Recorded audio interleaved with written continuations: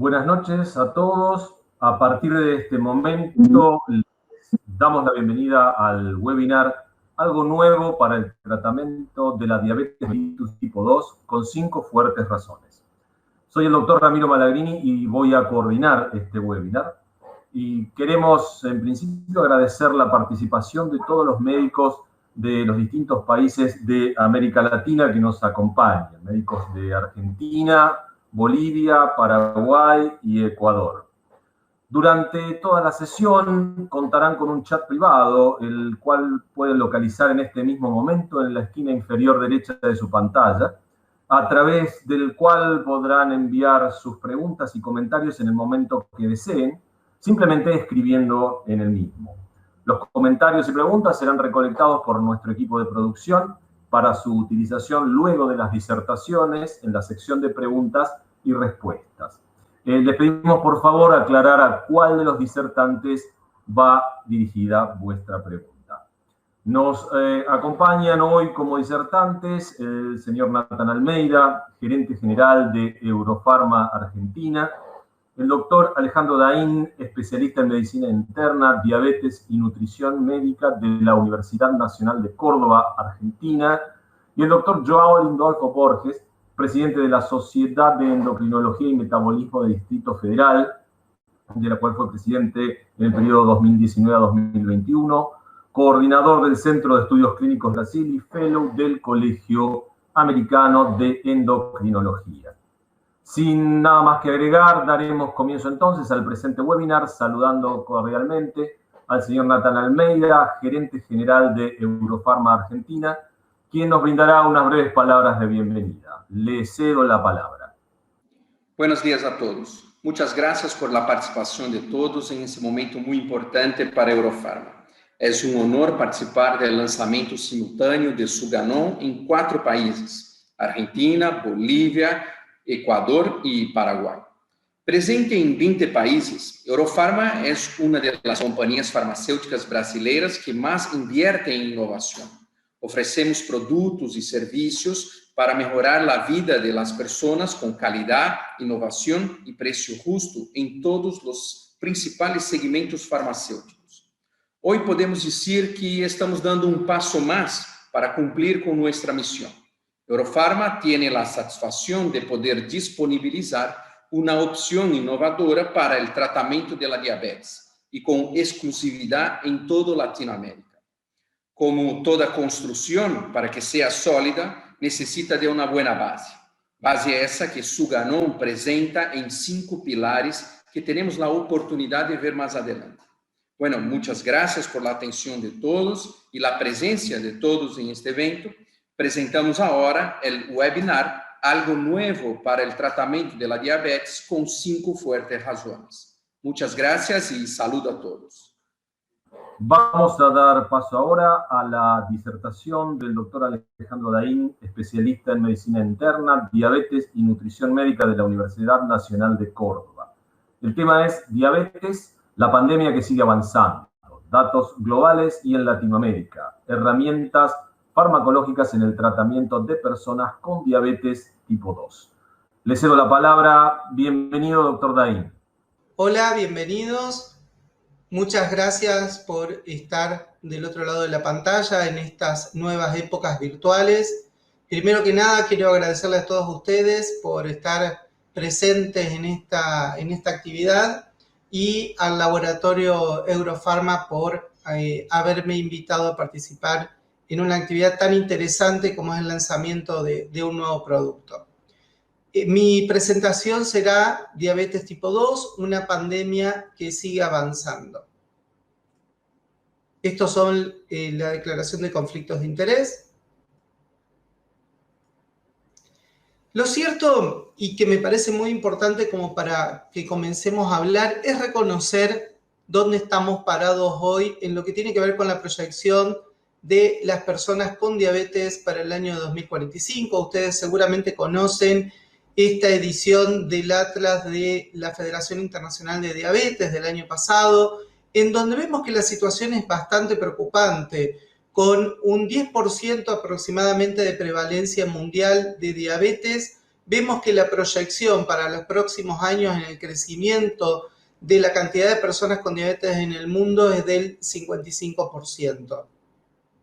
Si nos enfocamos en Latinoamérica, vemos que entre el año 2010 y 2019 el crecimiento ha sido exponencial y en ciertas regiones el aumento ha sido tan importante como del 50% en la prevalencia de nuevos casos de diabetes tipo 2.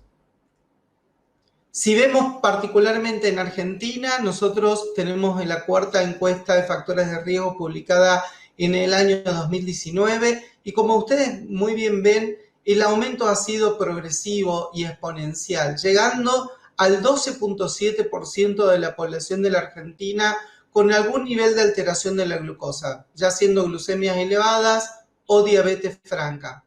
Si ustedes se fijan, nosotros en Argentina tenemos más de 45 millones de habitantes, o sea que estamos hablando más de 4 millones de personas con diabetes en Argentina o algún tipo de alteración de la glucosa.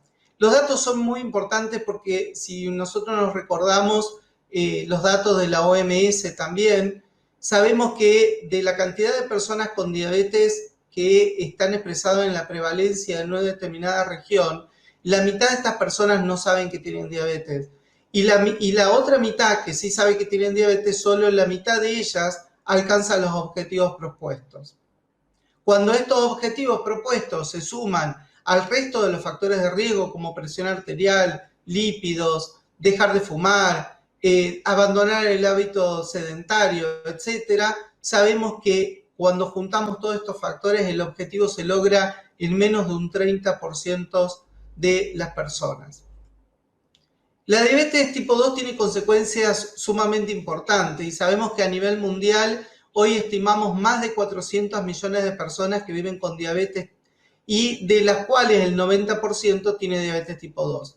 ¿Por qué es tan alto el impacto? Sabemos que la diabetes constituye una de las 10 primeras causas de mortalidad global y vemos que las muertes globales en diabetes a nivel mundial y anual son 3.7 millones de muertes globales.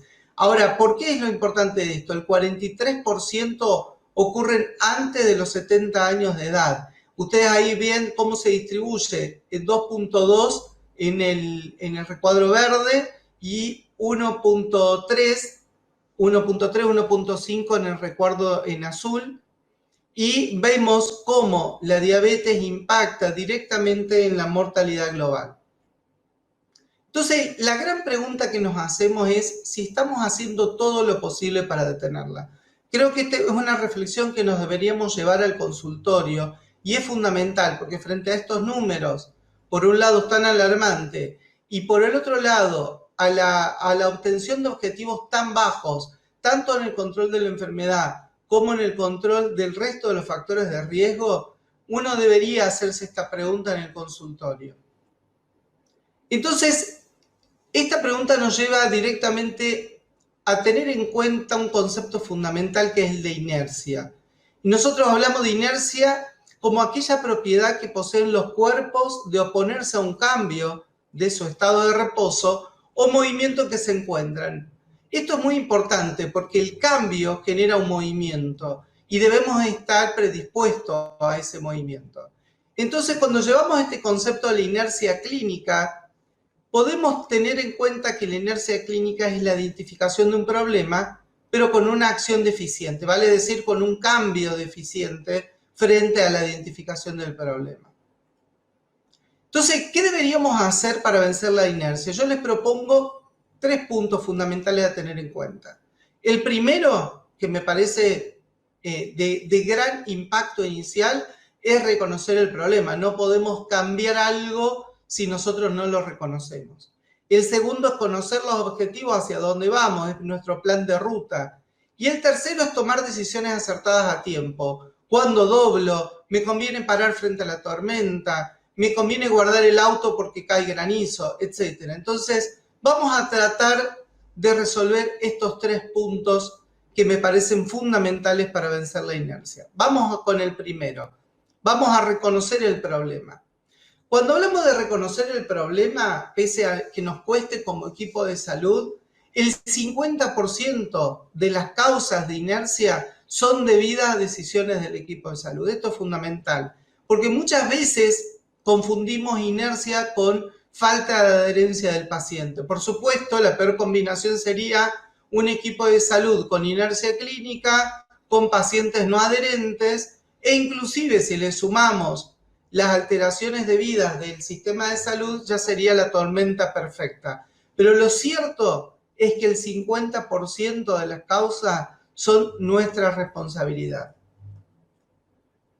¿Por qué importa esto? Fíjense ustedes en este trabajo ya de hace unos años sobre inercia clínica y el impacto en la intensificación del tratamiento.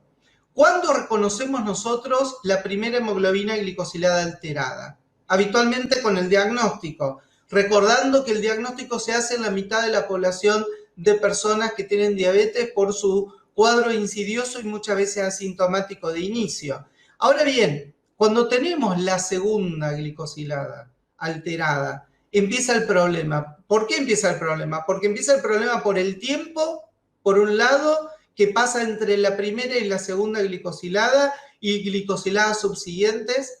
Pero no solo con eso, por un lado es el tiempo y por el otro lado es el valor de glicosilada con el cual se van generando las glicosiladas subsiguientes.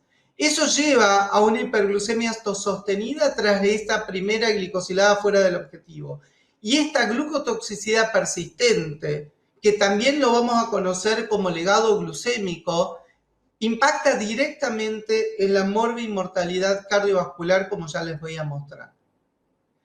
En este otro estudio, este estudio me parece muy interesante, publicado hace muy poquito, un estudio de este año, se hace un análisis retrospectivo sobre la inercia terapéutica en diabetes tipo 2 a través de todo el sistema de salud americano, con lo que ustedes conocen como Healthcare Organization. Fíjense si ustedes lo van desmenuzando en el primer año y en el segundo año, están mostrando en barras cada 6 meses. La barra de abajo es la barra de directamente no acción, pero la barra de arriba, la gris clara, es el grupo poblacional que puede empezar a entrar en control. Fíjense que claramente se ve que se tardan 2 años para que el paciente entre en la meta en más de un 55%. 2 años. Claramente eso habla de acciones retardadas. Entonces, ¿cuáles son las consecuencias de la inercia clínica en diabetes? Primero, la aparición de complicaciones macro y microvasculares, una reducción global en la expectativa de vida, mayor tiempo en alcanzar las metas metabólicas, como hablábamos recién, un empeoramiento, por supuesto, asociado a la calidad de vida, con una pérdida progresiva en la efectividad de nuevas drogas. Siempre sabemos que el que pega primero pega mejor. Con la aparición de complicaciones asociadas a las terapias y a sus combinaciones, dentro de la cual la que más nos preocupa son las hipoglucemias. Fíjense en este estudio, el Discover, es un estudio muy interesante que seguramente ustedes deben conocer porque se ha hecho en diversos países en Latinoamérica. Es un estudio global del mundo real, más de 16.000 pacientes con 3 años de seguimiento, y el objetivo era analizar el manejo de las personas con diabetes tipo 2 que inician una terapia antidiabética de segunda línea post-metformina. Lo cierto, fíjense qué interesante esta parte, porque lo cierto, dicen las guías, que se debe agregar una segunda medicación cuando el paciente no está controlado luego de 3 meses. Ahora bien, en Argentina puntualmente, pero los datos no difieren del resto de Latinoamérica, la segunda medicación luego de la metformina, y esto va muy de la mano de la evaluación que les mostré anteriormente de Estados Unidos, se tarda 5 años. Y fíjense en el impacto que les mostré a partir de la primera hemoglobina glicosilada alterada y cómo impactaba la glucotoxicidad a partir de ahí. Fíjense que nosotros debiéramos agregar una medicación luego de 7 glicosilada, y en el estudio Discover estamos viendo que se agrega a partir de 8.8 de hemoglobina glicosilada. O sea, no solo se llega muy tarde, sino que también se llega con valores de glucemia muy elevados, lo que genera persistencia de una glucotoxicidad por un periodo muy largo y que seguramente afecta lo que nosotros conocemos también como legado glucémico. Si lo vemos dentro del impacto con este legado glucémico en este otro estudio, este es un estudio muy interesante ya de varios años que nos ha enseñado cómo esta disglucemia o este legado disglucémico lleva a complicaciones macro y microvasculares.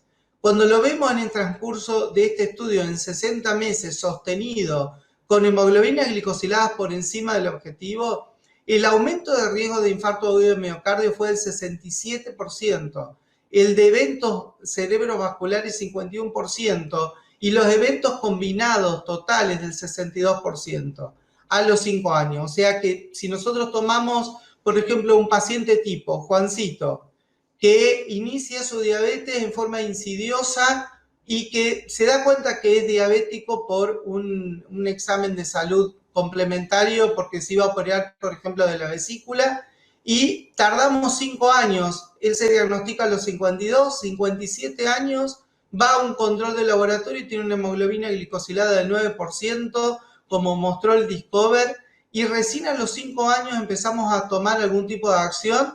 Sabemos que el riesgo de enfermedad coronaria o de eventos coronarios es de más del 50%.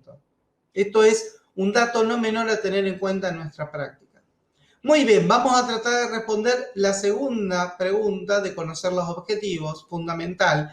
Y para conocer los objetivos tenemos que también conocer que hoy el arsenal terapéutico en diabetes es impresionante. Yo creo que nunca hemos vivido una época con mayor cantidad de fármacos nuevos, fármacos cardiovascularmente seguros, fármacos con mínimos ajustes o sin necesidad de ajustes frente a enfermedad renal. Entonces, es muy importante dejar de lado la terapia escalonada. Ya hace muchos años, por ejemplo, como en este trabajo de Di Fronzo, cuando él publicó a partir del 2009 su octeto ominoso, sabemos que cuando combinamos efectos positivos, estamos mucho mejor a la terapia escalonada, porque podemos sumar fármacos que no llegan a dosis plena, que no generan efectos adversos y que se aprovechan la combinación de sus mecanismos fisiopatogénicos complementarios, como lo vemos en este recuadro. Cuando vemos las guías de ADA-EASD de este año, vemos que hay un gran impacto en el cambio de las guías. Por un lado, debemos reconocer la hemoglobina glicosilada que tiene el paciente, por supuesto, es fundamental para reducir la glucotoxicidad y el efecto positivo de regularizar la glucemia frente a los componentes vasculares, tanto macro como microvasculares. Eso está completamente probado desde el UKPDS en adelante. Ahora, lo que se agrega en las guías de estos últimos años es la gran importancia de reconocer el riesgo cardiovascular en las personas con diabetes. Si tenemos riesgo cardiovascular alto o muy alto con el componente ya sea del compuesto cardíaco combinado o el compuesto renal combinado, independientemente de la hemoglobina glicosilada, nosotros tenemos dos ejes muy importantes como son el eje increstínico con los agonistas de los GLP-1, como también los antagonistas de los cotransportes de sodio glucosa tipo 2. Ahora, por el otro lado, si tenemos pacientes con riesgo moderado, es fundamental hacer eje en el control de la hemoglobina glicosilada, ya sea para minimizar hipoglucemia, donde los inhibidores de PP4 tienen un especial rol, un lugar preponderante. También el efecto sobre el peso, al igual los inhibidores de PP4, recordar que son neutros en el peso. Y también tenemos el grupo donde deberíamos valorar primero los costos. A mí me gusta mucho la Sociedad Española de Medicina Interna, quizás porque soy internista de base, pero este algoritmo que generaron el año pasado me parece interesantísimo porque pone en una situación de horizontalidad las recomendaciones del tratamiento de las personas con diabetes tipo 2 y va reconociendo cada problema clínico con su posibilidad en el tratamiento de los antidiabéticos orales posterior a la metformina. Entonces, claramente ustedes pueden ver dónde cada grupo de droga tiene su lugar y vemos que el secreto en esto está en caracterizar o individualizar al paciente.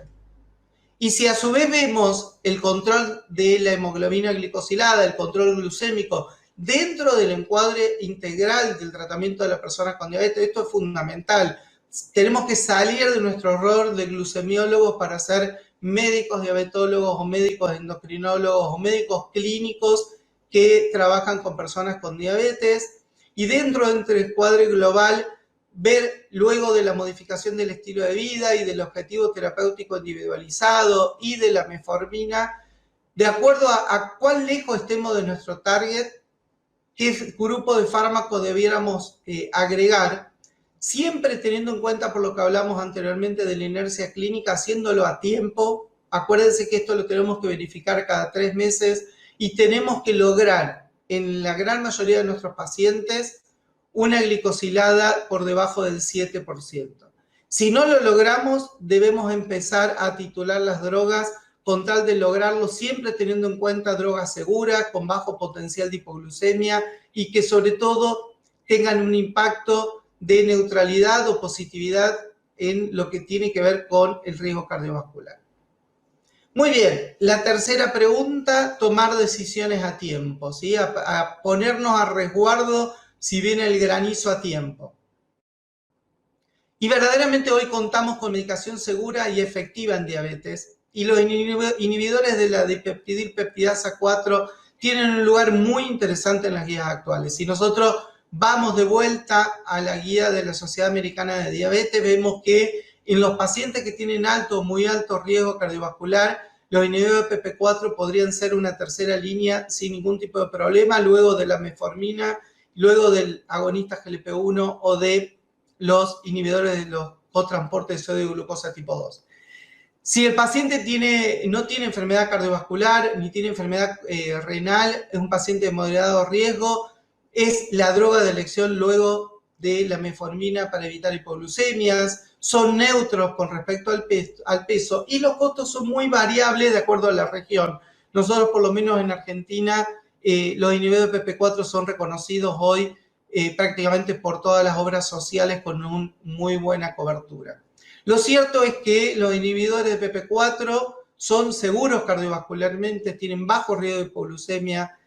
De acuerdo a la droga, son seguros a nivel del filtrado glomerular. Recordar que hay drogas que no necesitan la titulación frente a la caída del filtrado y hay inhibidores de PP4 como son sasagliptina, vildagliptina y sitagliptina que sí requieren ajuste de dosis, pero ajustando la dosis son completamente seguros. Pueden participar en combinaciones múltiples con metformina, con inhibidores de CGLT2. Lo ideal es tratar de no usarlos con agonistas GLP-1 porque ambos son dentro del grupo del eje incretínico. Son muy atractivos en su fisiopatogenia por ser secretagogo, con gran potencia sobre hemoglobina glicosilada y, por supuesto, debemos nosotros resolver cuando tenemos al paciente al frente quiénes son candidatos y quiénes no. Si tratamos de ver este review que les muestro, es muy interesante, un review del año pasado sobre eficacia y seguridad de los inhibidores de peptidilpeptidasa 4 y vemos todo el grupo con una excelente eficacia, son neutros a nivel cardiovascular, necesitan poco ajuste a nivel de la caída del filtrado glomerular. Entonces, lo posiciona, nosotros conocemos mucho de los inhibidores de PP4 de muchos años y realmente hoy están posicionados frente a ese gran conocimiento que tenemos con una gran seguridad. Entonces, ya para ir terminando, ¿cuál es la utilidad de los inhibidores de PP4 en la práctica diabetológica? Primero, hay suficientes evidencias y convincentes evidencias, como les decía anteriormente, tanto clínicas como fisiopatológicas, para utilizar el eje incretínico en el tratamiento de las personas con diabetes y con múltiples combinaciones. Realmente hemos aprendido mucho en el correr de los años de este grupo de drogas que son muy nobles. Y en la actualidad, y esto me parece sumamente interesante, un esquema que incluya secretagogo debiera sumar siempre un inhibidor de PP4 en lugar de una sulfodroga, porque es un secretagogo con muy baja potencia en la generación de hipoglucemia. Lo vuelve muy atractivo, como en distintas líneas de terapia, cuando se van agregando, como se va haciendo tratamiento add-on, fundamentalmente en los pacientes mayores de 55, 60 años, algunos pacientes con diabetes frágil. Realmente se vuelve una droga de elección como un candidato fuerte para el reemplazo de sulfodrogas.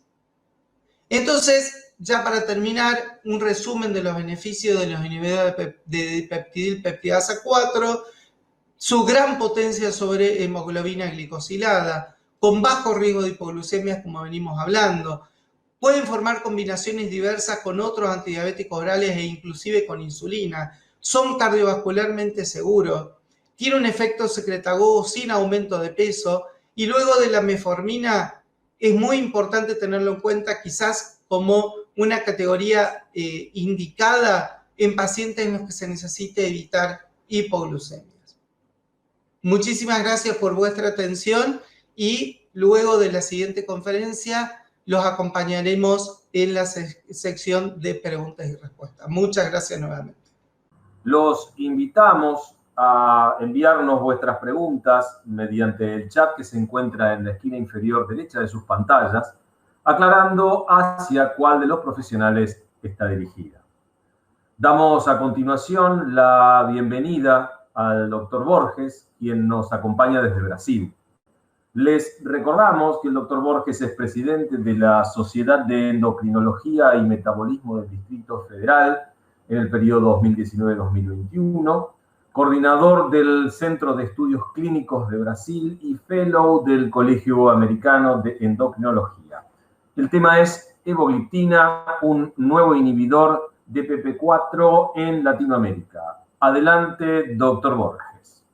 Boa noite a todos. Muito obrigado a Eurofarma por esse honroso convite para apresentar aqui os dados da evogliptina. Esse aqui são minhas classificações, meus conflitos de interesse. A ideia de incretina começou mais ou menos há 40 anos atrás. Eu lembro que eu era residente quando esse evento foi descoberto. Foi dado para pessoas normais uma sobrecarga de açúcar pela boca ou endovenoso.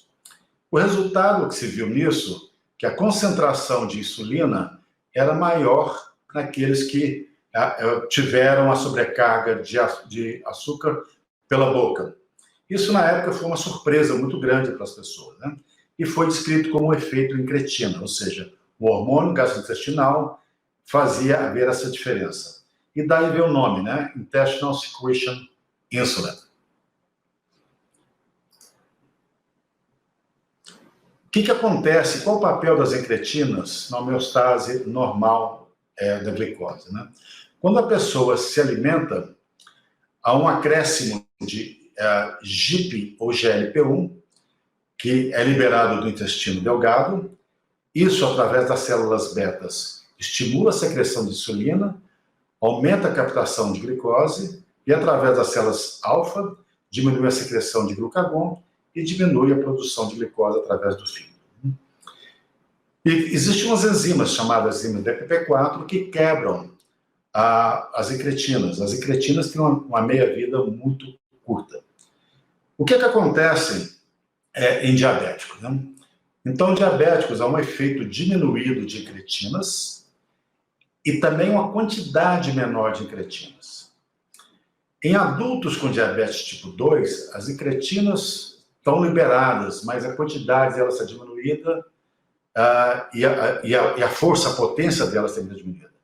Diminui-se a captação de glicose tanto no músculo como na gordura, pela diminuição da secreção de insulina, e há uma diminuição também da secreção de glucagon, o que aumenta a glicose, a produção hepática de glicose.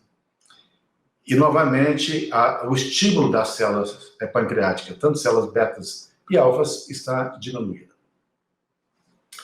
Quando se administra a glicose, faz um teste de tolerância, aqui comparado em indivíduos com intolerância à glicose, diabetes tipo 2, olhando os níveis de GLP-1, os níveis séricos, nós vemos a diferença que acontece nesses indivíduos.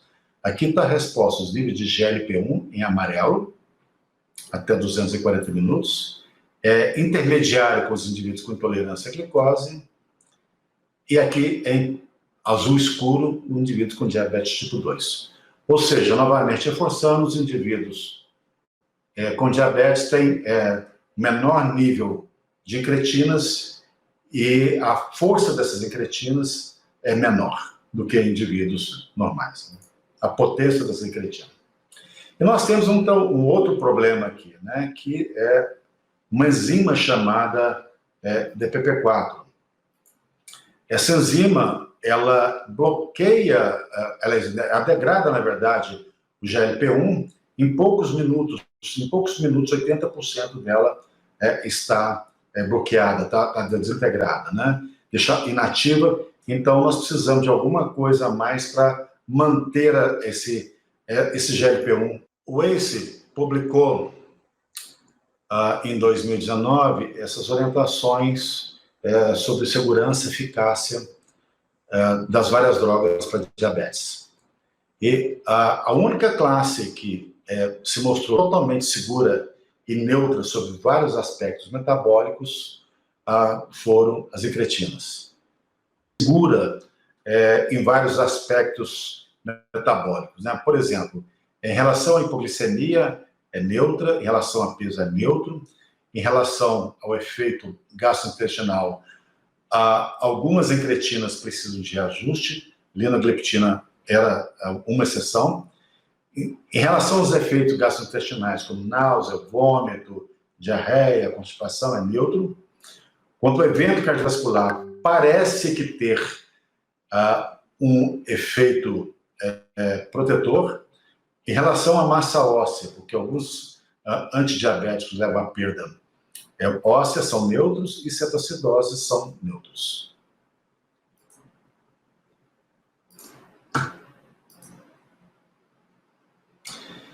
O que nós já sabemos, né? Existe um efeito similar das incretinas, semelhante às sulfas que nós temos hoje, né? E na vida real, o efeito é grande, e pacientes da Índia é ainda melhor. E a diminuição da hemoglobina glicada, ela é persistente durante o tratamento com as incretinas. E elas funcionam em qualquer estágio do diabetes. No estágio inicial do diabetes, no estágio mais avançado do diabetes. E quanto à segurança, é um efeito igual a placebo. É muito seguro, principalmente em hipoglicemia e peso, que é uma grande preocupação. Em vitro ou animais de laboratório, parece que haver uma regeneração das células betas. O que nós temos hoje, né? Então, aqui na minha direita, nós temos as incretinas já aprovadas, né? A sitagliptina em 2006, a vidagliptina pelo EMA somente, nos Estados Unidos não está aprovada, porque não tem estudo de segurança cardiovascular. Saxagliptina em 2009, linagliptina em 2011, alogliptina em 2013, a evogliptina está aprovada na Coreia desde 2015, né? Então, todas essas medicações, elas têm uma eficácia clínica comprovada, risco baixíssimo de hipoglicemia, só tem se combinado a outras medicações, é neutra em relação ao peso, que é a preocupação não é ganho de peso, chance rara de eventos adversos e tem evidência científica enorme. Foi feita uma meta-análise de 18 estudos randomizados, que envolvia 5.000 pacientes em uso de DPP4 e 3.500 pacientes em controle ou outro tratamento. E nessa meta-análise, houve uma diminuição do risco de evento cardiovascular em 52% naqueles indivíduos que estavam usando inibidor de DPP4 comparado com outras terapias. Principalmente se a gente olhava a saxagliptina, linagliptina e alogliptina. Isso era antes da evogliptina, né? Então, a meta-análise concluiu que os inibidores de DPP4 são muito seguros do ponto de vista cardiovascular e possivelmente diminui a chance de evento cardiovascular. Um aviso deve ser dado, né? Eu vou mostrar alguns estudos. Nós não podemos comparar os estudos, que eles foram desenhados de maneira diferente, populações diferentes e critérios de inclusão e exclusão diferentes.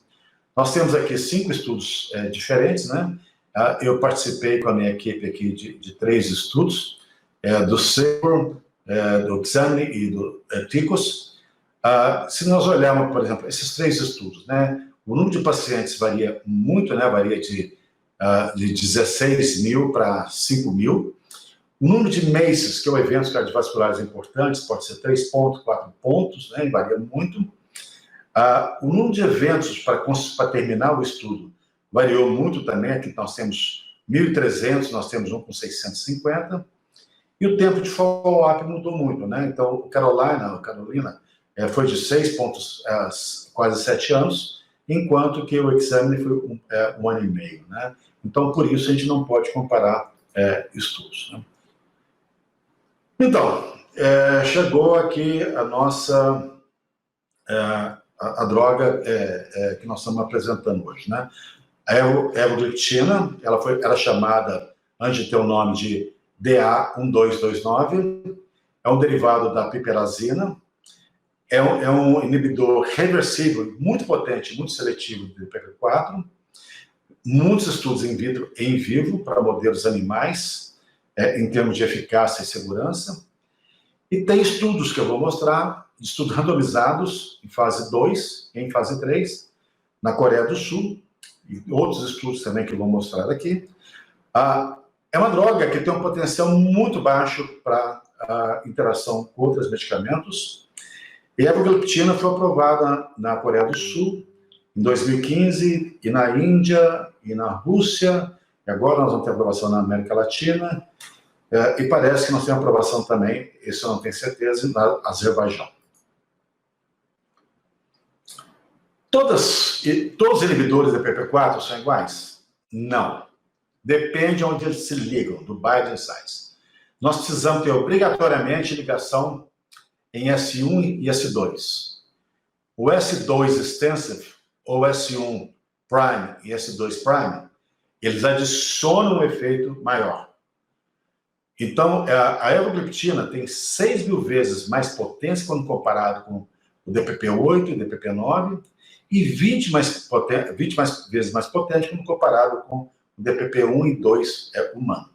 Então, está aqui a nossa evogliptina, ele se liga ao S1, S2, que é obrigatório, e se liga ao S2 extensive, o que dá uma maior potência a essa molécula.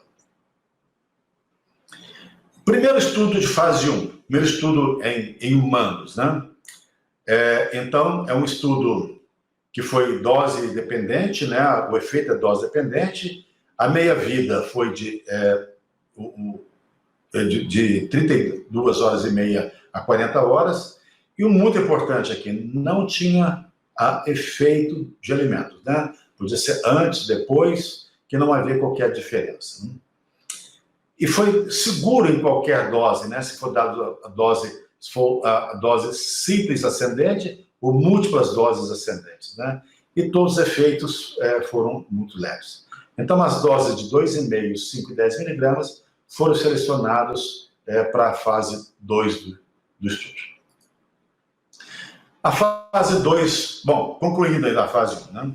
Então, a disponibilidade da evogliptina foi em torno de 50%, né? Ou seja, 50% que você ingere está disponível, e ela atingiu o pico, concentração pico máximo, num tempo muito curto, de 3 a 5 horas e meia, com uma única dose, e ela passa a inibição mais de 80% em menos de 1 hora após a administração. A vida, como já disse, está em torno de 32 a 40 horas. A farmacocinética não muda com a alimentação, e ela atinge um platô em torno de 3 dias, e a dose cumulativa é muito pequena, né? Ela foi muito bem tolerada em doses de 1,25 até 60 miligramas em fase 1. Em estudos pré-clínicos, né, a gente sabe que melhora a acessibilidade à insulina, diminui a chegada do diabetes, estabelecimento do diabetes, aumenta a replicação de células betas e a neogênese, tem uma proteção renal e melhora a esteatose hepática, né? Inclusive, existem estudos clínicos para avaliação nesse sentido, né? O IC50, que é a dose que tem 50% do efeito, né? Então, da evogliptina é a mais baixa comparando com qualquer outra das inibidores do PP4. Outra coisa que favorece a farmacocinética. Vildagliptina, sitagliptina e alogliptina precisam de eliminação renal, né? Então, o rim tem que estar intacto. A linagliptina tem eliminação biliar e a evogliptina é hepática e uma quantidade mínima renal, o que faz que eu não necessite reajuste para insuficiência renal. Estudo fase 2. Foi para avaliar, então, a segurança, a eficácia, né? Agora já em pacientes diabéticos, né? Com doses múltiplas, que variavam de 2,5, 5 e 10,5, né? Fase 2 a gente faz com pelo menos 100 pacientes. Então, esses pacientes foram 289 pacientes randomizados, foram 38 para placebo, 40 para a dose de 2,5, 43 para a dose de 5 e 37 para a dose de 10 miligramas. Aqui está as características basais desses grupos, né? Então, se a gente vê que, olhando em termos de hemoglobina glicada, não havia diferença entre os vários grupos. Quais resultados em termos de redução da hemoglobina glicada, né? Então, as 3 doses, seja 2,5, 5 ou 10 miligramas, foram suficientes para reduzir a hemoglobina glicada no período tão curto como 12 miligramas, né? Sendo que 5 miligramas teve melhor performance quando comparado a todas as outras doses ou como placebo. Novamente, num período muito curto. E a segurança foi grande comparado ao placebo. Então, novamente, se a gente olhar os eventos adversos das diversas doses, quando comparado ao placebo, foi desprezível, né? Foi igual ao placebo. Então, a dose de 5 miligramas foi escolhida para o estudo de fase 3. Então, nós tivemos 2 estudos de fase 3. Um pacientes imunoterapia, ou seja, pacientes que não estavam usando qualquer droga para diabetes, né? Uma duração de 24 semanas, e um outro estudo separado, quando comparava o paciente que estava usando metformina, adicionava sitagliptina ou evogliptina. Então, o primeiro estudo, né, evogliptina e monoterapia, né? Então, um estudo que muitos centros, né, 25 centros, o objetivo primário era a mudança na hemoglobina glicada. Os objetivos secundários, a mudança da glicada abaixo de 6,5 e a mudança na glicose de jejum. Então, aqui nós temos resultado de 24 semanas, né? Lembra que fase 1 foram 12 semanas, aqui no fase 2, no fase 3 já são 24 semanas, né? Então, aqui nós temos resultado de hemoglobina glicada com placebo, houve até um aumento ao longo das 24 semanas, e aqui com evogliptina 5 miligramas. Foi estatisticamente diferente nos 2 grupos. O número de pacientes, no perfil de pacientes, teve uma hemoglobina glicada abaixo de 7,5, a média foi 6,94, e aqueles que tiveram acima de 7,5, ainda assim a hemoglobina glicada não foi muito alta, foi em torno de 7,74. Então, o grupo como um todo diminuiu a glicada de 7,2 para 6,97, né? Então, o que foi estatisticamente significante. Quando olhamos, agora mais restrito ainda, né? O número de pacientes que estava abaixo de 6,5, em torno de 33% dos pacientes tinham hemoglobina glicada abaixo de 6,5, quanto no placebo 15%. Quando olhamos a glicose de jejum, havia uma diferença muito grande. Alguns pacientes em uso de evogliptina teve um aumento discreto na glicose de jejum, mas assim, a diferença era grande, né?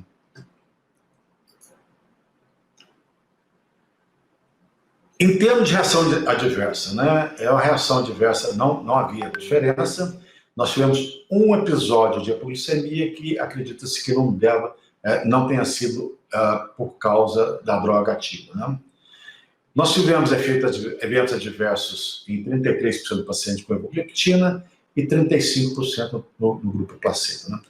O que nós tivemos mais foi constipação, diarreia, hipersensibilidade e hiperglicemia, que pode estar relacionada à evogliptina ou não.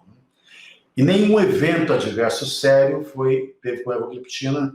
Nós tivemos um evento adverso sério com placebo, que é a ruptura de tendão, mas obviamente não está ligado ao uso do placebo. Então, em conclusão desse estudo, evogliptina na dose de 5 mg como monoterapia foi suficiente para diminuir significativamente a hemoglobina glicada desses pacientes. E foi muito bem tolerado em pacientes que não estavam bem controlados com dieta e exercício. Os resultados desse estudo sugerem que paciente com diabetes tipo 2, com hiperglicemia modesta, pode ser candidato para a evogliptina em monoterapia. E essa apresentação de 5 mg, só uma vez ao dia, pode ser uma nova opção para o clínico para o tratamento do diabetes tipo 2. Estudo fase 3 ainda é o estudo de combinação, né? Nós tivemos aqui 222 pacientes, então foram pacientes que foram combinados usando metformina e usando metformina, eles eram adicionados sitagliptina ou usando evogliptina. É um estudo de 24 semanas. Né? Então, o que aconteceu, né? Esses pacientes, eles usavam evogliptina 5 mg no primeiro período, né, 24 semanas, e depois tivemos uma extensão. É uma extensão aberta. Novamente, mais 24 semanas. Aliás, até completar 52 semanas, né? E outro grupo usou sitagliptina, depois usava a evogliptina, né? Então, esse braço era aberto, os dois estavam usando as mesmas coisas, né? A característica dos dois grupos era igual, inclusive na hemoglobina glicada, o que era igual. Então, aqui nós temos a mudança da hemoglobina glicada desde a semana 24. Nós temos que evogliptina e sitagliptina tiveram uma redução idêntica da hemoglobina glicada. Quando nós comparamos a redução da hemoglobina glicada abaixo de 7,5, os dois grupos foram idênticos, né? Um com 6,94 em média, outro 6,97. Quando nós comparamos aqueles grupos que igual ou acima de 7,5, novamente evogliptina e sitagliptina tiveram os mesmos resultados, né? 8,10 e 8,14 em média, que mostrou não inferioridade de uma droga já bem estudada, que é a sitagliptina.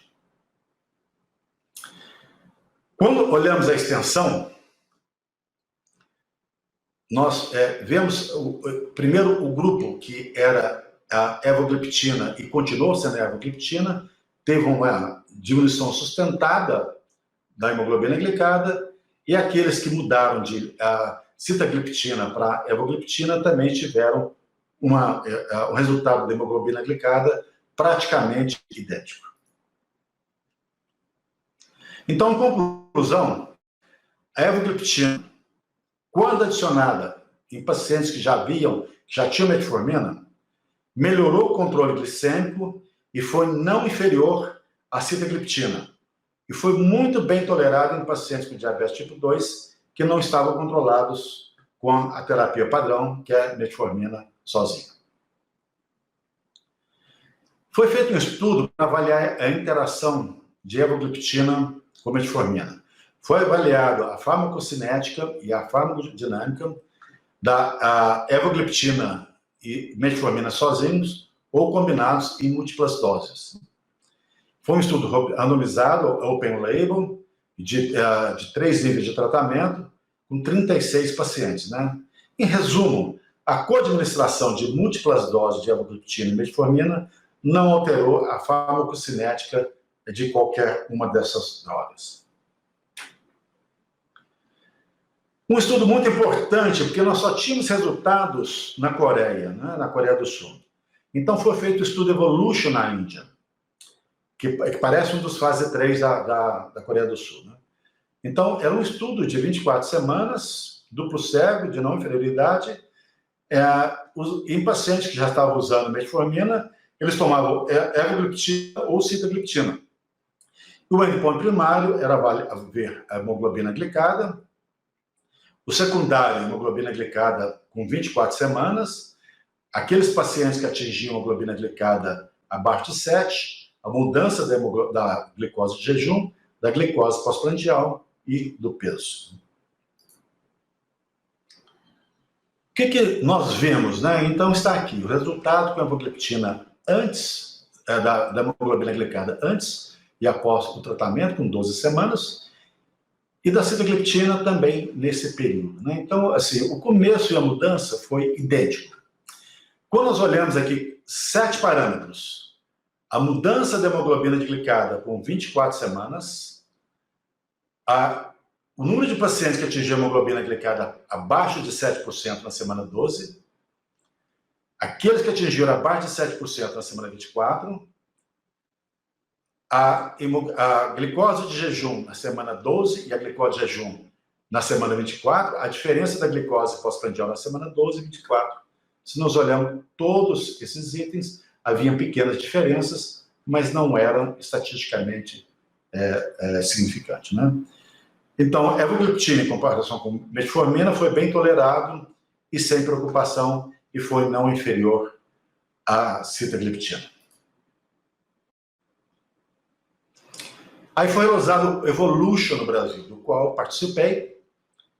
Nós tivemos vários centros, aqui um centro no norte do país, no Nordeste, eu aqui em Brasília, Rio de Janeiro e 5 centros em São Paulo. Nós estudamos para avaliar o benefício e a segurança numa população da América Latina. Estudamos a dose de 2,5, 5 e 10 miligramas em pacientes com diabetes tipo 2, sem qualquer outro tratamento. Então, era um estudo de 12 semanas, 4 grupos, uma população em torno de 50 e poucos anos, pouca duração de diabetes, estavam próximos da obesidade, a glicada inicial entre 8,8 a 9,2 e a glicose de jejum discretamente elevada. Né? O objetivo primário era avaliar a mudança de hemoglobina glicada desde o início do tratamento, com 12 semanas, e a segurança também. O que nós encontramos aqui? Resultados... Bom, aqui são os 5 grupos, né? Então, evogliptina, eu esqueci de mencionar, e sitagliptina também em 100 miligramas. Então, a evo 2,5, 5 ou 10 miligramas. Os resultados em relação à hemoglobina, a redução da hemoglobina glicada, foram idênticos para os 4 grupos diferentes. Né? Então, a hemoglobina glicada variou entre menos 1,1 para 5 miligramas para 1,294. Quer dizer, não foi muito diferente, né? Não foi estatisticamente diferente. E lembrar que foi por um período relativamente curto. Quando se olha a glicose de jejum, os grupos evogliptina 5, 10 e sitagliptina 100 miligramas foram idênticos e houve uma piora da glicose de jejum no grupo evogliptina 2,5 miligramas. E uma coisa que foi mais ou menos surpreendente, houve uma discreta perda de peso com evogliptina 5, 10 e com sitagliptina, e não houve mudança significante com 2,5 miligramas.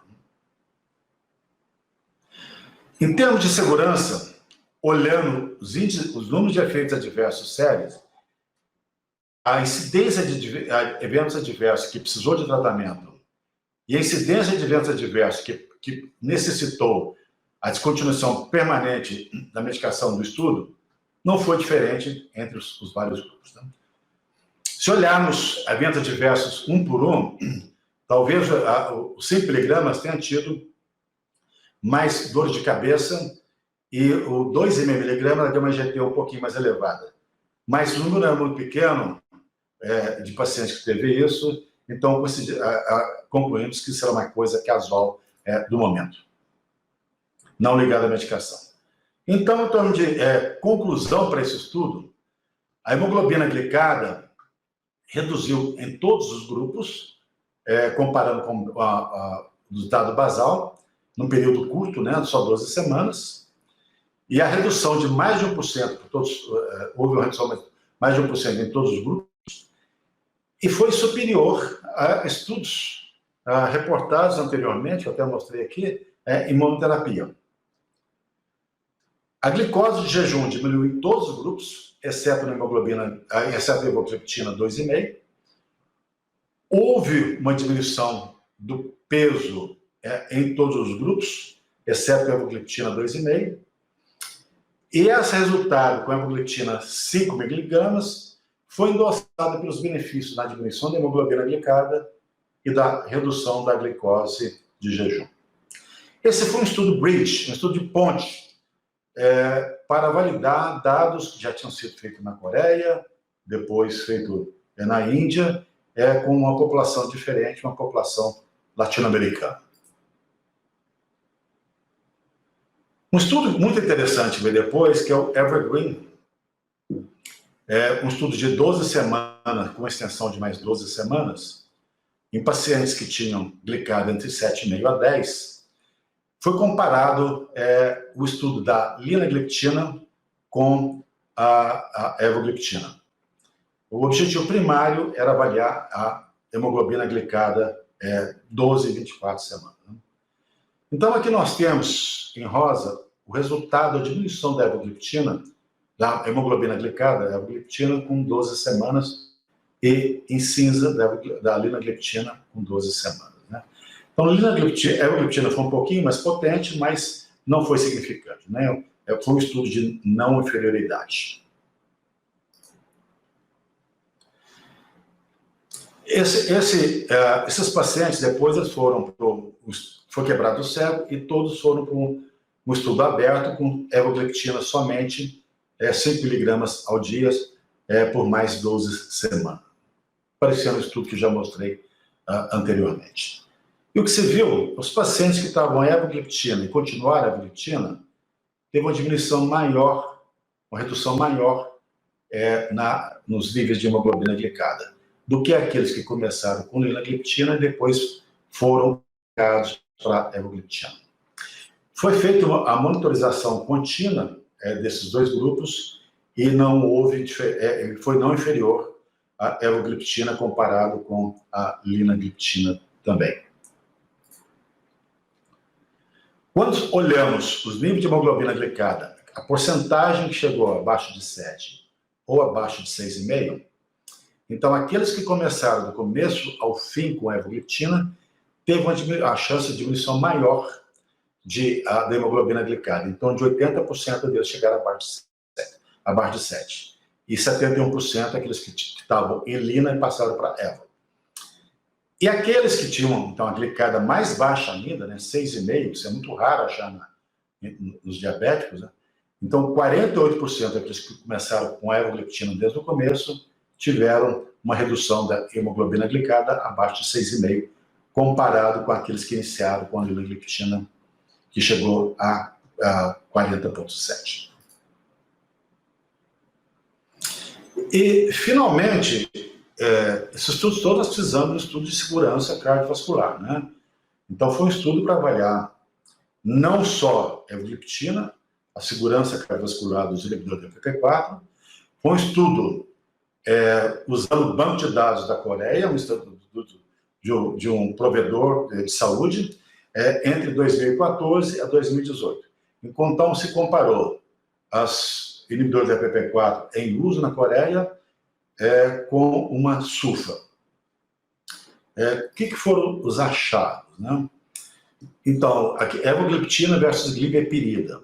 Aqui está a curva de Kaplan-Meier quanto ao aparecimento dos primeiros eventos cardiovasculares. Vê-se que aqui na horizontal está o número de dias, né? Então, com poucos dias já havia uma dissociação de eventos.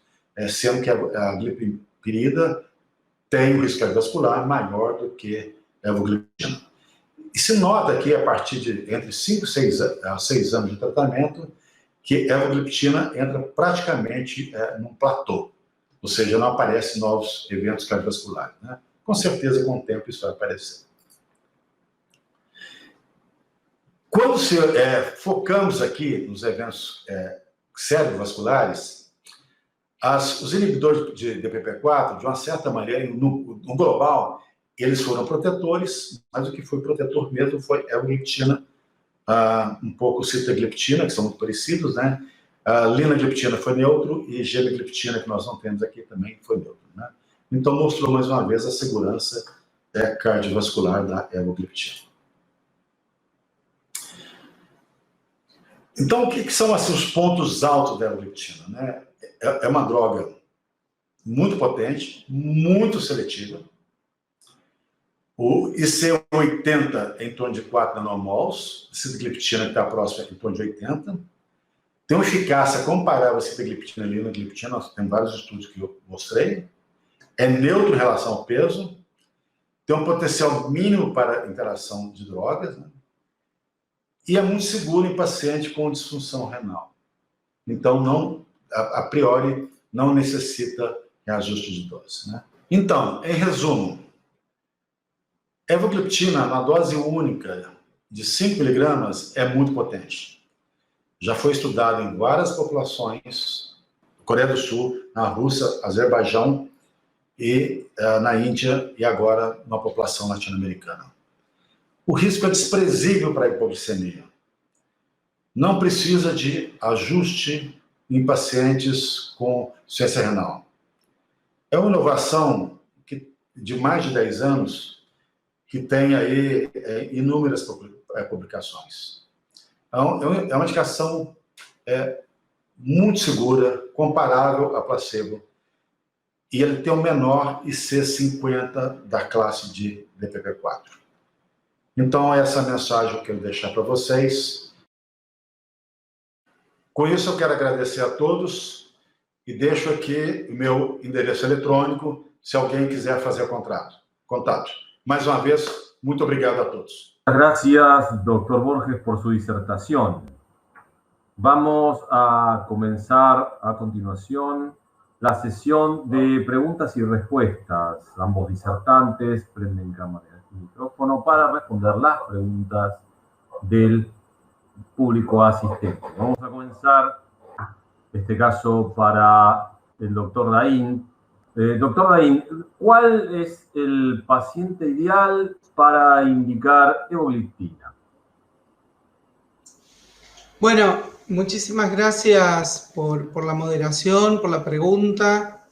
Reitero el agradecimiento a todas las personas que están conectadas y al laboratorio. Ahí veo que se conectó el doctor Borges. Buenas noches, doctor. ¿Cómo anda usted? Un gusto estar aquí con usted. Acá haciendo esta conexión latinoamericana. Con respecto al uso de DPP-4, como comentaba en la charla anterior, me parece una molécula muy interesante. Tenemos mucha experiencia en inhibidores de DPP-4 en estos últimos más de 10 años, así que yo creo que es de gran utilidad en el tratamiento de las personas con diabetes que no logran objetivos glucémicos luego de la metformina, inclusive anterior a la metformina en personas que no toleran la metformina. Por lo que comentó el doctor Borges, me parece que evogliptina puede llegar a ser una molécula muy interesante en la práctica nuestra en Argentina, por su seguridad cardiovascular, su seguridad renal, la no necesidad del ajuste frente al filtrado glomerular. Así que creo que puede llegar a ser una droga de mucho interés en el mercado argentino y en nuestros pacientes, sobre todo en pacientes, como hablábamos, de moderado riesgo cardiovascular como segunda línea de elección, con bajo riesgo de hipoglucemia y sobre todo siempre teniendo en cuenta que es un excelente secretagogo y que hay que preferirlo siempre por su baja potencia frente a la hipoglucemia ante de las sulfodrogas. Muy bien, vamos con la pregunta que mencionáramos antes para el doctor Borges. Doctor Borges, dada la cantidad de alternativas dentro de la clase de DPP4 y las otras clases de antidiabéticos orales, y en función de su experiencia con evogliptina, ¿hay algún perfil de paciente en particular en el cual usted recomendaría evogliptina versus los otros DPP4? As incretinas, vou falar despacio, as incretinas são muito semelhantes. Como evogliptina, como Alejandro já explicou, não necessita de ajuste renal, é uma das opções para usar evogliptina. É uma dose única e uma dose muito baixa, comparado, por exemplo, com sitagliptina 100 mg ao dia. Todas elas são muito boas, mas a segurança renal, a segurança cardiovascular e a dose muito baixa de evogliptina, além de não haver hipoglicemia, é uma vantagem para iniciar o tratamento. ¿Fue claro? Bien, doctor. Ay, perdón. Muchas gracias, doctor. Para el doctor Daín, ¿qué cuidados hay que tener en la indicación de inhibidores de DPP más sulfodrogas? Bueno, es una excelente pregunta porque las sulfodrogas son secretagogos de muy amplia utilización, sobre todo dado por el costo. Yo creo que hoy hay que replantear cuál va a ser la segunda droga después de metformina. Teniendo secretagogos seguros como inhibidores de PP4, realmente la utilización de sulfodrogas debería quedar un poquito más en tercer línea, salvo que el costo sea una condición limitante en la utilización de otras moléculas, ¿no? Más hoy teniendo tantas drogas seguras que generan bajo nivel de hipoglucemia. Ahora, si yo tengo que agregar un inhibidor de PP4 a un paciente que ya viene tomando secretagogos como sulfonilurea, tengo que tener en cuenta que es muy probable que tenga que reducir la dosis a la mitad. Sobre todo en el caso de glimepirida o glicacida, tratar de usar siempre estas moléculas de segunda generación entre sulfodroga y tratar de evitar lo que es gliburida o glibenclamida de primera generación, que tienen bastantes problemitas, sobre todo en lo que tiene que ver con el filtrado glomerular, así que hay que tratar de evitarlas. Ahora, de usar estas de segunda generación más un inhibidor del PP4, recordar siempre de reducir la dosis a la mitad y monitorizar los efectos sobre la glucemia para no tener eventos riesgosos de hipoglucemia, sobre todo en pacientes mayores. Muchas gracias, doctor. Doctor Borges, ¿hasta qué valores de filtrado glomerular se puede indicar evogliptina? Nos estudos de filtração glomerular, havia filtração glomerular até 35 miligramas, foi seguro tratar com evogliptina. O que é excelente comparando com outras incretinas. Muy bien. Doctor Daín, ¿qué cuidados hay que tener en la indicación de inhibidores de DPP4 más insulinas? Bueno, en ese caso es muy similar a la recomendación con sulfodrogas. Hay que tener cuidado en pacientes que estén insulinizados siempre que agrego una nueva molécula hipoglucemiante, sobre todo secretagogo. Hay que tener en cuenta en estos casos también monitorizar la glucosa y muchas veces en insulinas basales es necesario disminuir un 20 o un 25% de la dosis total cuando agrego otro secretagogo. Sobre todo teniendo en cuenta que si el paciente tiene remanentes de secreción insulínica es muy importante y además con el juego antiglucagón que representa el poderoso efecto de la insulina más los inhibidores de PP4. Entonces, para evitarle no restar al paciente la capacidad de respuesta frente a una hipoglucemia por el efecto insulínico, siempre conviene también una reducción en la dosis total. Muchas gracias, doctor. Doctor Borges, ¿hay alguna edad límite para la indicación de evogliptina en adultos mayores? Pode repetir? Sí, si hay alguna edad límite en la indicación de evogliptina en adultos mayores. Não.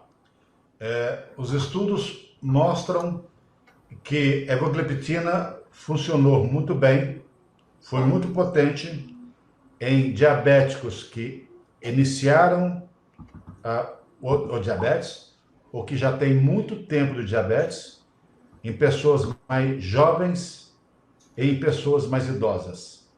Nós, inclusive, levantamos os dados no Brasil, foi a mesma coisa. Então, a idade ou tempo de diabetes não vai ser um limitante para essas pessoas. Muy bien, una última pregunta para el doctor Borges. Efectos colaterales de la evogliptina para tener presentes cuando las indicamos en personas con diabetes tipo 2. Nos estudos, não vimos nada significante, foi idêntico a placebo. No estudo feito no Brasil, o grupo com evogliptina 2,5 miligramas teve um pouco mais de dores de cabeça. Mas acredito que aquilo foi muito pontual. E o número de pacientes era muito pequeno. Muy bien, muchas gracias, doctor Daín. ¿Alguna contraindicación en pacientes añosos? Bueno, completando lo que dijo el doctor Borges recién, nosotros tenemos en Argentina experiencias interesantes con inhibidores de PP4 en personas añosas y son realmente drogas muy seguras, que de hecho la ponen en una categoría muy interesante para tanto las guías de ADA y ASD de este año como en la guía de la Sociedad Española de Medicina Interna que yo mostré en la charla. En personas añosas los ponen inclusive de primera línea por la buena capacidad que tiene como secretagogo y la seguridad siendo glucosa dependiente en su acción. Así que es una droga muy segura en personas mayores de 65 y mayores de 75 años inclusive.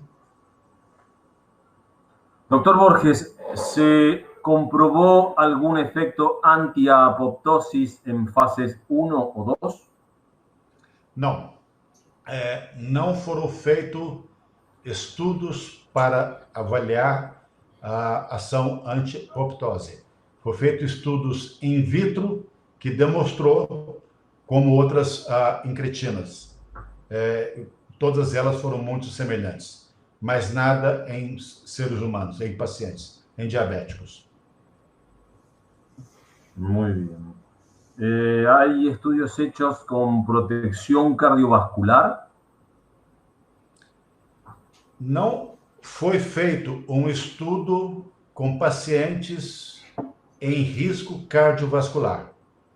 Foi feito um estudo na Coreia do Sul com banco de dados enorme e avaliou, comparou-se o risco de eventos cardiovasculares, infarto, AVC, nas várias incretinas e glimepirida. E glimepirida foi a pior e a evogliptina foi um pouco melhor. Otra pregunta, no tenemos el destinatario de la misma. ¿Puede ser indicada en pacientes con resistencia a la insulina? Doctor Alejandro. Bueno, es una interesante discusión que hemos tenido mucho tiempo con los inhibidores de PP4, con las incretinas en general, porque siempre han sido muy atractivas como tratamiento dirigido a la fisiopatogenia de la resistencia de la insulina y de la diabetes. Lo que pasa es que en realidad ningún hipoglucemiante como tal está indicado en personas que no tienen diagnóstico de diabetes tipo 2. Entonces, serían prácticamente indicaciones siempre off-label. Hay algunos subgrupos de pacientes en donde puede estar indicada la metformina, pero en ese caso son personas que tienen, por ejemplo, síndrome de ovario poliquístico o alguna hepatopatía relacionada a hígado graso. Pero si no, fuera de la indicación per se de diabetes, no estaría indicado ningún hipoglucemiante como tal. Muy bien, doctor. Muchas gracias. Los invitamos, si ustedes quieren agregar algo para ir concluyendo. Agradeço a todos, agradeço Eurofarma e sinto por não falar portunhol melhor. Boas noches. Bueno, muchas gracias también. Muchas gracias también a Eurofarma por la invitación y a todos ustedes por estar del otro lado de esta pantalla y de esta comunicación virtual. Y recordar solamente la gran importancia que tiene de actuar precozmente con nuestros pacientes. Tenemos que ser más enérgicos, los números nos están apabullando, así que hay que tratar de trabajar en forma enfática, enérgica y tratar de lograr de llevar a nuestros pacientes a objetivos metabólicos. Muchas gracias y desde Córdoba, Argentina, buenas noches. Muchas gracias, doctor Daín, una vez más. Muchas gracias, doctor Borges. Damos entonces por concluida la sesión de hoy, no sin antes, por supuesto, agradecer a los disertantes por su presencia y su participación. Desde ya queremos agradecer también a todos los asistentes que nos han acompañado y que con su participación han enriquecido esta presentación. Dado que el feedback es muy importante para nosotros, estamos subiendo en este momento un link al chat con una breve encuesta de satisfacción. Para completarla, por favor, presionen sobre el link que los va a llevar a la encuesta. Luego de la sesión estarán ustedes recibiendo por mail esta misma encuesta para aquellos que no pudieron acceder por este medio, y desde ya les agradecemos enormemente por su participación. Como último aviso, les informamos que en 72 horas estarán disponibles los contenidos que hemos visto hoy en el sitio www.eurocampus-online.com, donde podrán ver de nuevo la sesión y otros contenidos de su interés. Una vez más, muchas gracias por su participación y les deseamos a todos muy buenas noches.